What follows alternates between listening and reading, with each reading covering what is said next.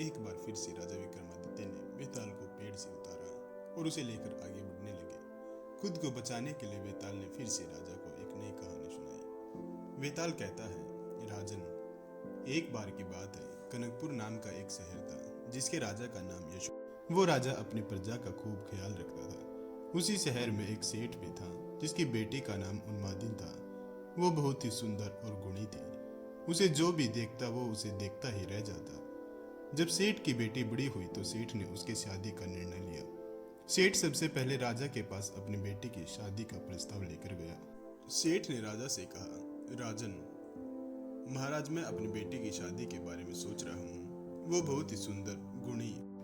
आप यहाँ के महाराज हैं। सबसे ज्यादा साहसी, गुणी और विद्वान आपसे अच्छा मेरी बेटी के लिए और कोई नहीं हो सकता। ऐसे में सबसे पहले मैं आपको निवेदन करना चाहता हूँ, आप मेरी बेटी को पत्नी के रूप में अपनाए।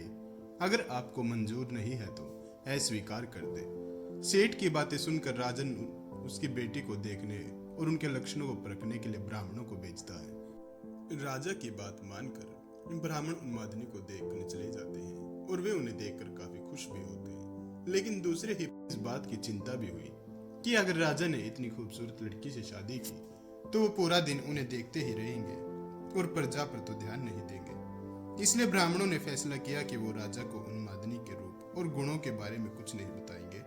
सारे ब्राह्मण राजा के पास पहुंचे और बोले कि राजा, वो लड़की अच्छी नहीं है, इसलिए आप उनसे शादी ना ही करें तो अच्छा होगा। ब्राह्मणों की बात सुनकर राजा को लगा कि वो लोग सच बोल रहे हैं। राजा ने उन्मादिनी से शादी करने के लिए मना कर दिया।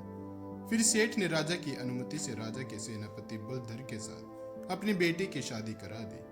उन्मादिनी शादी के बाद खुशी से रहने लगी, लेकिन कभी कभी उसके मन में यह बात जरूर आती कि राजा ने उसे बुरी औरत समझकर उसके साथ शादी करने से मना कर दिया था। एक बार बसंत के मौसम में राजा बसंत का मेला देखने निकले। राजा की सैर की खबर उन्मादिनी को भी मिली।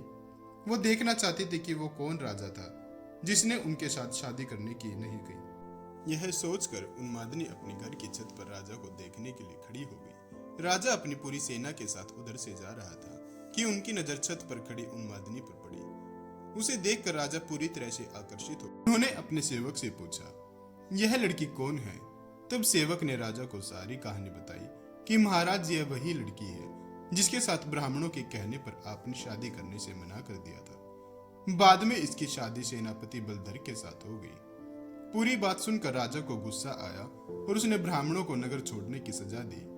उसके बाद राजा बार बार यह बात सोच सोच कर दुखी रहने लगा कि उसे बार बार शर्म भी आ रही थी कि वो एक ऐसी लड़की के बारे में सोच रहा था जो पहले से ही शादीशुदा है। राजा के हाव भाव से आसपास के लोग उनकी मन की बात समझने लगे। राजा के मंत्री और चाहने वालों ने राजा से कहा, राजन, इसमें दुखी होने वाली क्या बात है?